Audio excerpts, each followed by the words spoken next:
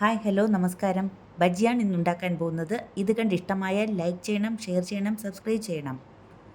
ആദ്യം ഉരുളക്കിഴങ്ങ് നമുക്ക് കനം കുറച്ച് വട്ടത്തിൽ അരിഞ്ഞെടുക്കാം. അതിനുശേഷം സവാള വട്ടത്തിൽ അരിഞ്ഞെടുക്കാം. ഇനി നമുക്ക് ബ്രിഞ്ചലും കൂടി വട്ടത്തിൽ അരിഞ്ഞു മാറ്റാം. ഇനി നമുക്ക് ബജിക്കുള്ള ബാറ്റർ തയ്യാറാക്കാം. അതിനായിട്ട് ഞാനിവിടെ ബജിമാവാണ് എടുത്തിട്ടുള്ളത്. ഇതെല്ലാ സൂപ്പർ മാർക്കറ്റുകളിലും കിട്ടും.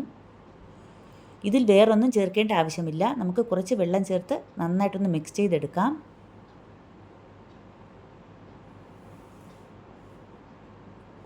കൂടുതൽ കട്ടിയാവാനും പാടില്ല, കട്ടി കുറയാനും പാടില്ല. ഇനി നമുക്ക് ഉരുളക്കിഴങ്ങ് ബജിമാവിലേക്ക് മുക്കി എണ്ണയിലേക്ക് ഇട്ട് കൊടുക്കാം. ഇനി അതൊന്ന് ഫ്രൈ ആവട്ടെ. ഇപ്പോൾ അത് ഫ്രൈ ആയിട്ടുണ്ട്. ഇനി നമുക്കത് കോരി മാറ്റാം. ഇനി ഇവിടെ ഞാൻ പപ്പടമാണ് ഫ്രൈ ചെയ്യുന്നത്. നമുക്ക് പപ്പടം മാവിൽ മുക്കി എണ്ണയിലേക്ക് ഇട്ട് കൊടുക്കാം.